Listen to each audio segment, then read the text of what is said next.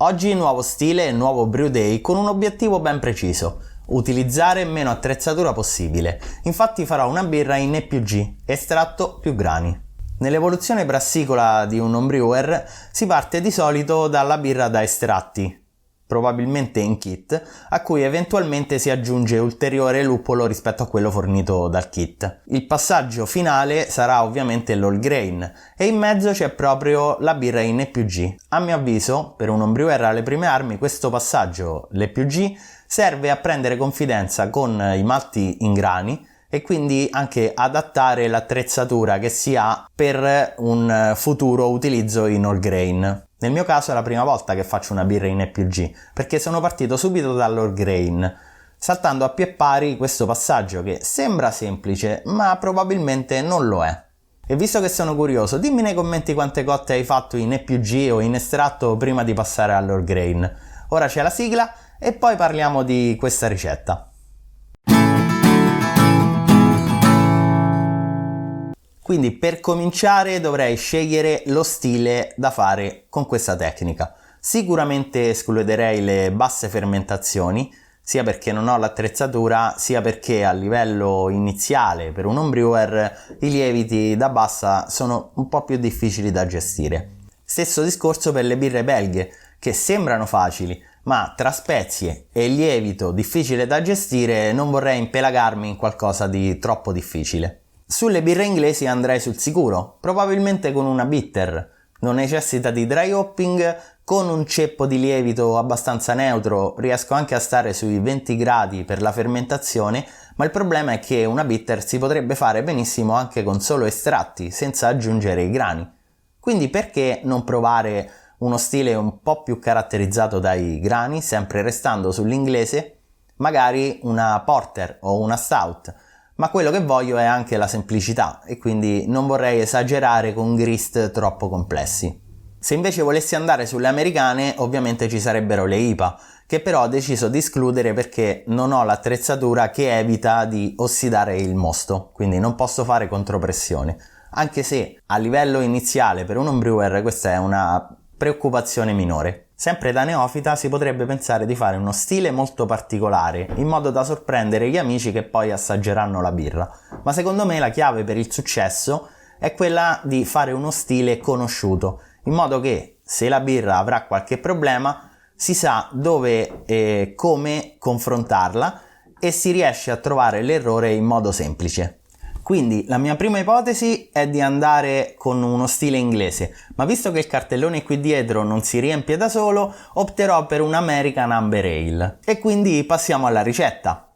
Per l'acqua ho optato per un profilo sbilanciato sui cloruri, in modo da aumentare le sensazioni maltate del prodotto finito. Ho corretto con cloruro di calcio e gypsum.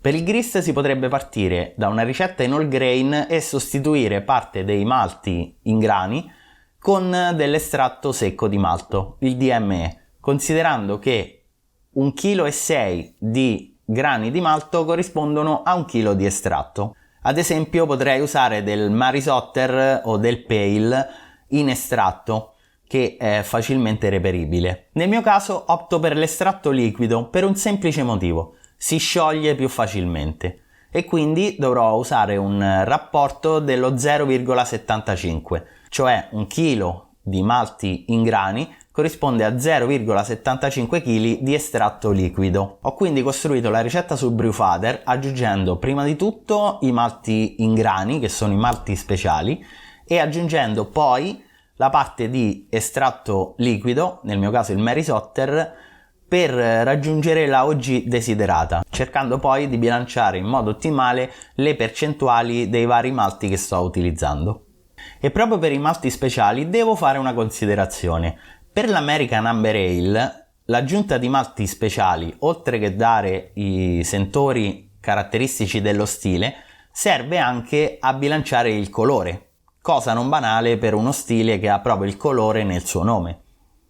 Quindi si potrebbe osare con del malto brown o del malto chocolate in piccole quantità. Nel mio caso ho utilizzato come malti speciali il malto amber e un crystal 100. Questo perché con il malto amber riesco a controllare meglio il colore in caso di imbrunimenti dell'estratto liquido, che sicuramente saranno avvenuti perché l'estratto liquido è stato conservato per lunghi periodi e in più potrebbero avvenire in caso di reazioni di Maillard durante la bollitura. In più so già che i toni biscottati che il malto amber apporterà a questa birra potrebbero portarla eccessivamente fuori stile. Il malto Crystal invece è un malto a 100 EBC, dichiarato dal produttore come malto tostato. Passiamo quindi alla fase di mash. Ho trattato i grani macinandoli e inserendoli in un sacchetto, in modo da estrarli dall'infuso più agevolmente. La macinatura è indispensabile. Io l'ho fatta col mulino perché vengo dall'All Grain, ma i rivenditori forniscono anche un servizio di macinatura. La sacca invece non è indispensabile, ma molto comoda. Si può ricavare da un telo di cotone non trattato o di mussola e diventerà la migliore amica dell'homebrewer in varie situazioni. Ho inserito i malti speciali in pentola per fare un'infusione. Infatti questi malti non hanno potere diastatico e sono praticamente già caramellizzati. Ciò che ho voluto fare in questa fase di infusione è un'estrazione degli zuccheri e del colore dai grani. Il rischio in questo modo è quello di avere un'elevata astringenza dovuta a un'eccessiva estrazione di tannini, ma ho voluto correrlo comunque. Dopo un'infusione di circa 40 minuti ho estratto i grani speciali e ho aggiunto l'estratto di malto liquido messo precedentemente a bagnomaria per fluidificarlo. E qui è arrivato l'imprevisto della giornata. E te pareva? Comunque non avevo un apriscatole e mi sono dovuto arrangiare come potevo, ma alla fine sono riuscito nello scopo. Alexa, aggiungi apriscatole alla lista della spesa.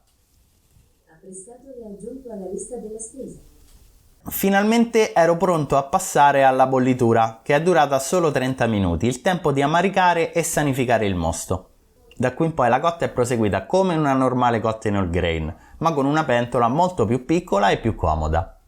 Per ammaricare i luppoli utilizzati erano Sincoe per 26 IBU a 30 minuti, Cascade per 5 IBU a 20 minuti e Atanum per 3 IBU a 10 minuti. A 15 minuti ho aggiunto la solita serpentina per sanificarla. Per il travaso in fermentatore ho utilizzato un sifone in modo da pescare il mosto dall'alto e lasciandomi dietro in questo modo tutto il trab che era finito sul fondo della pentola. Volutamente ho prodotto un mosto più concentrato del necessario, infatti la OG era di 1,068. Questo perché ho aggiunto 1,25 litri di acqua fredda per diluire fino a 1,053. L'estrazione delle IBU in un mosto molto concentrato è diversa rispetto a come ci dovremmo aspettare e quindi andrebbe corretta, ma i vantaggi di fare il mosto concentrato sono più degli svantaggi. Infatti, aggiungendo acqua precedentemente raffreddata, sono riuscito a portare il mosto a 20 gradi in minor tempo e quindi con un minor consumo di acqua di rubinetto che uso per raffreddare. Ho poi inoculato il lievito West 05 quando il mosto è arrivato circa a 18 gradi e la fermentazione è partita dopo sole 12 ore, segno confortante che il lievito questa volta era in buona forma, non come la Session IPA brassata un po' di tempo fa. E questo è tutto, aspetto con ansia la fine della fermentazione di questa Amber Ale che poi assaggerò in un video futuro. Quindi iscriviti al canale così non ti perdi questo prossimo video. Intanto dimmi nei commenti cosa ne pensi, i tuoi pareri sulla tecnica dell'EPG e sulla tecnica di fare birra con gli estratti, lascia like se il video ti è piaciuto e alla prossima!